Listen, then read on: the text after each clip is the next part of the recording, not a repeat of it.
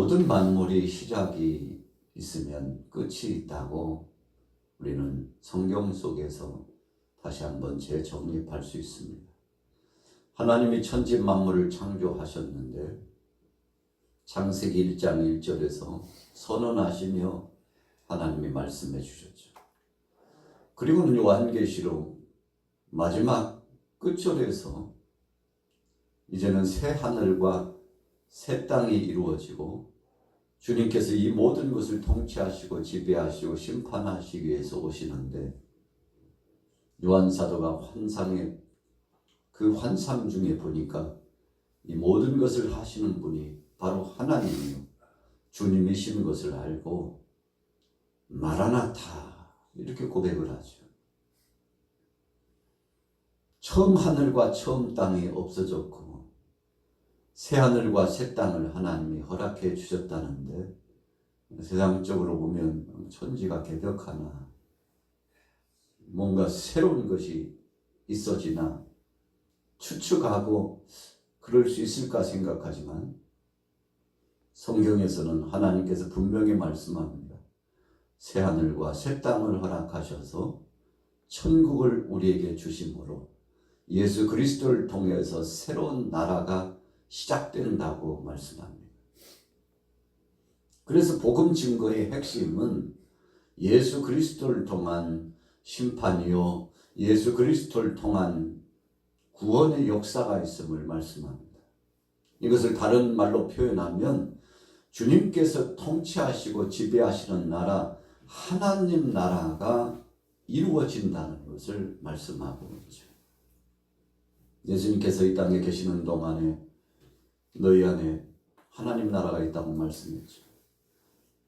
여기 있다 저기 있다 하지 말고 너희 마음속에 하나님 나라가 있다 그렇게 말씀했는데 그것은 우리가 믿음으로 예수님을 구주로 영접한 이후에 우리 마음속에서부터 이미 천국이 이루어진다는 거죠. 왜 그럴까요? 내 마음과 내 삶과 내 육체와 영혼을 다스리며 지배하시고 이끌어가시고 주관하시는 분이 예수님이라는 거죠. 하나님 나라가 이루어지면 세상의 모든 통치자 지배 구조를 가졌던 힘께나 쓰고 권력을 휘두르고 세상을 호령하는 것 같은 사람들 다 주님 앞에 무릎 꿇게 하고 살아계 예수님께서 선악간에 다 심판하신다고 말씀했습니다. 그래서 하나님 나라입니다. 하나님이 주관하시고 다스리는 나라가 이루어진다는 것입니다. 우리가 이스라엘의 역대 왕의 역사 가운데 보면 본시 하나님께서 주권하시는 나라였으므로 왕이 필요가 없었습니다. 하나님께서 만왕의 왕이요 하나님께서 친히 그 나라를 이끌어 가시고 기회가 되고 때가 되면 일꾼을 세우셔서 그를 통해서 하나님이 역사하셨죠. 왕이 필요가 없는 겁니다. 그런데 사람들이 타락해서 이방인들이 보니까 수장을 세우고 왕을 세우고 통치 지배 구조 안에서 그 왕중심으로 살아가는 것을 보니까 부럽기도 하고 우리도 왕이 있었으면 좋겠다고 생각을 했죠.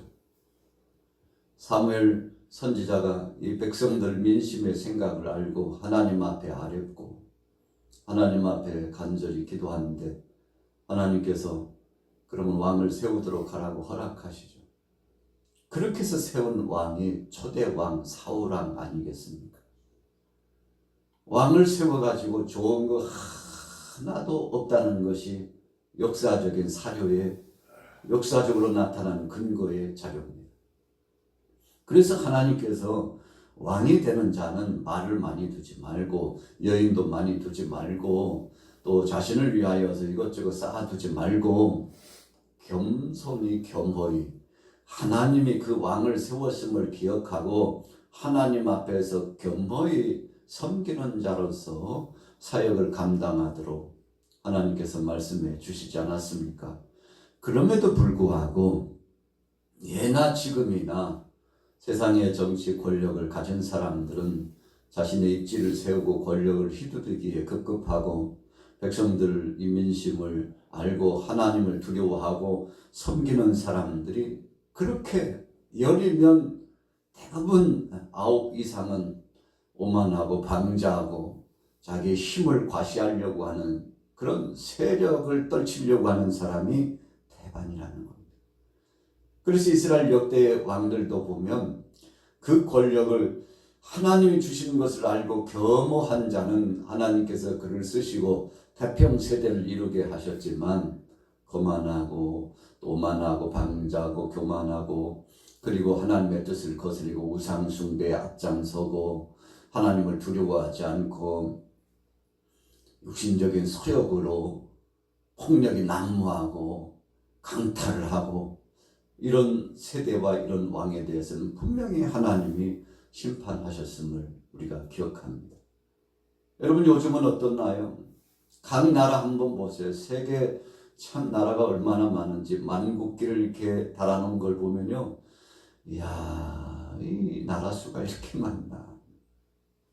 그런데 각 나라마다 행복하고 잘 산다는 나라는 하나도 없어요. 우리 다 부족하다고.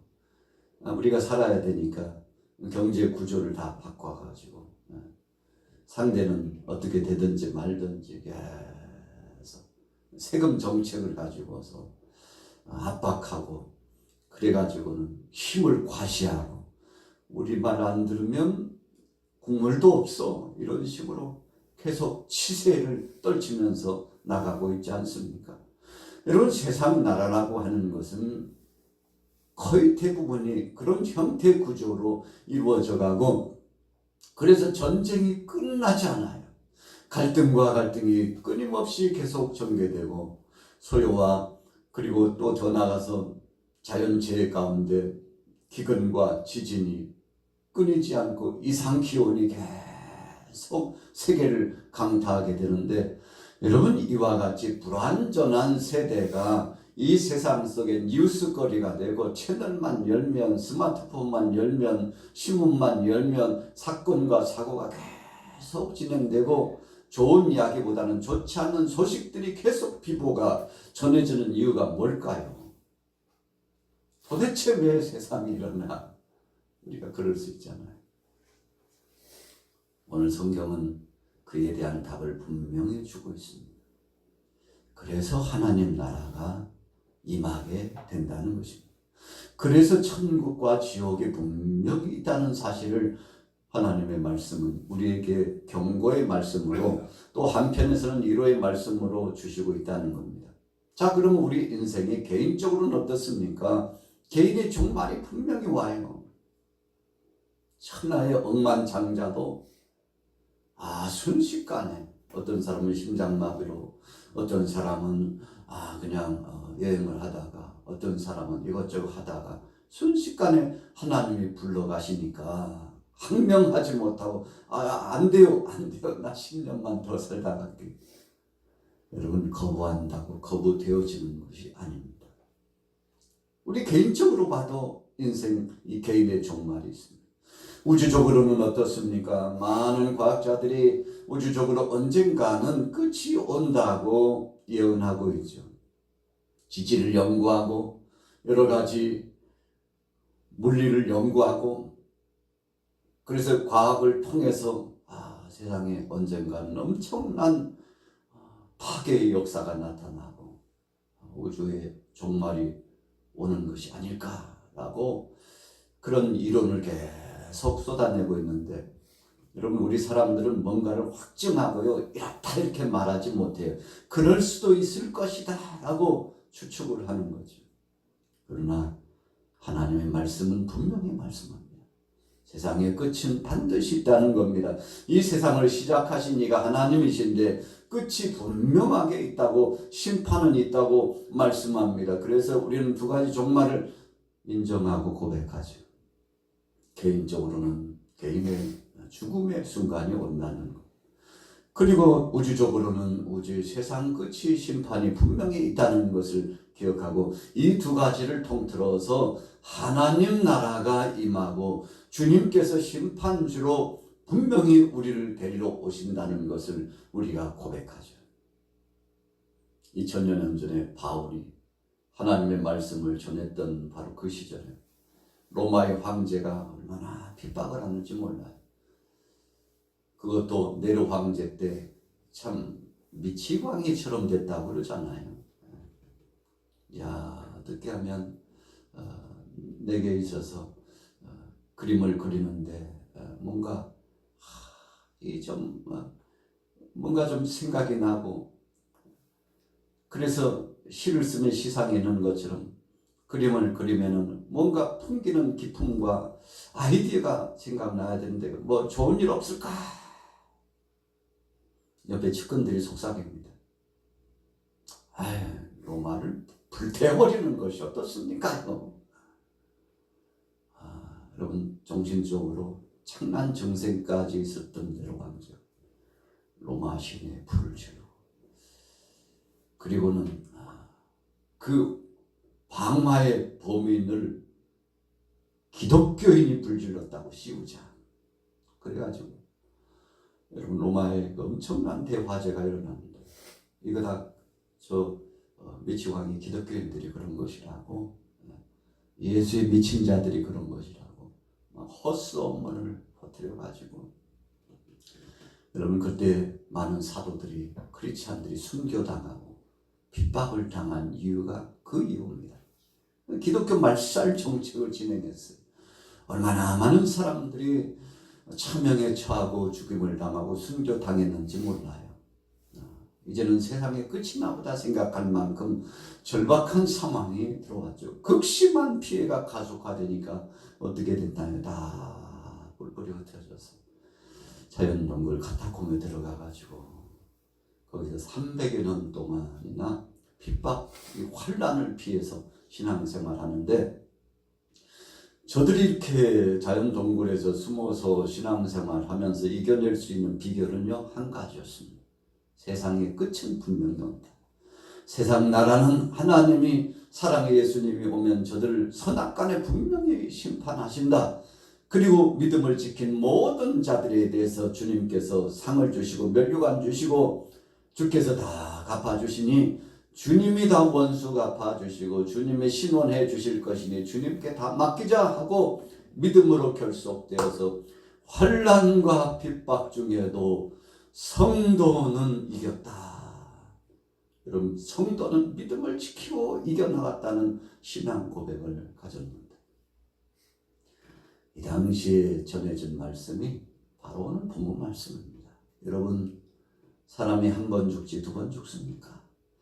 사람이 죽으면 죽음으로 끝나는 것이 아니고, 우리 사랑의 예수님께서 3일 만에 부활하신 것처럼 우리도 주님이 우리를 부르시는 그날에 잠자고 있다가 토련이 변화되어서 부활의 몸으로 주님을 만나게 되는데, 그때 영육간의 변화체가 되어서 사랑의 예수님께서 우리에게 보여주셨던 것처럼, 부활의 첫 열매로 선물을 주셨던 것처럼 우리도 부활하게 될 것이니 낙심하지 말고 염려하지 말고, 이 극심한 환난과 핍박 속에도 순교의 제물이 될지언정 믿음을 지킵시다.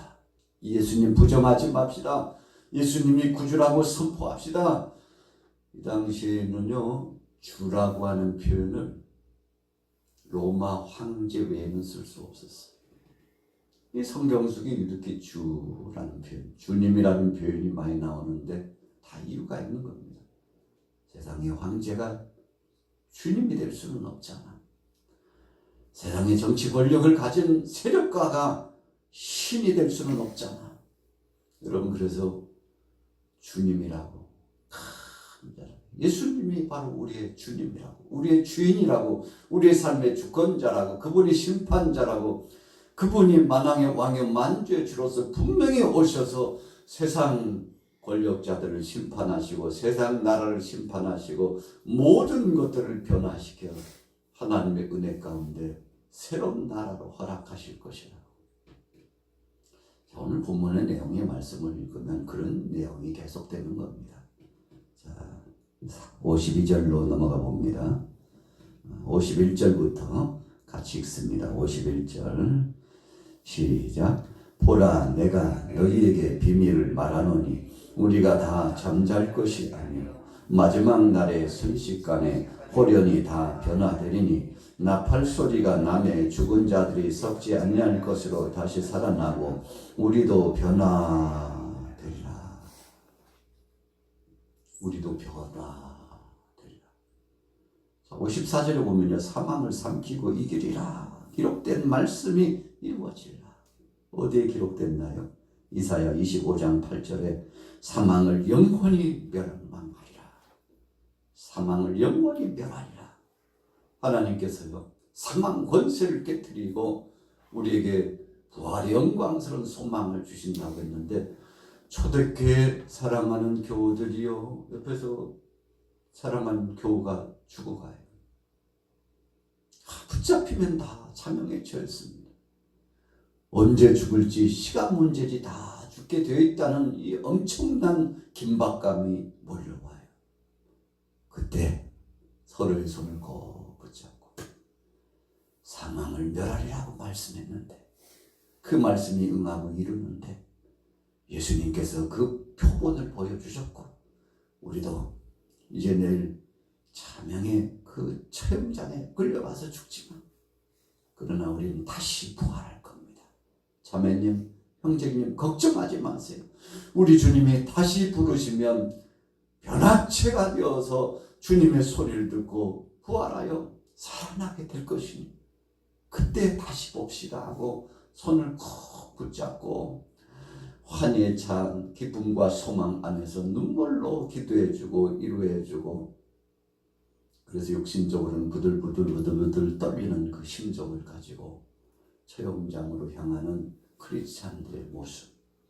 여러분, 바울이 이 사랑하는 형제 자매들의 모습을 보고 자신조차도 순교의 제물이 되지 않습니까?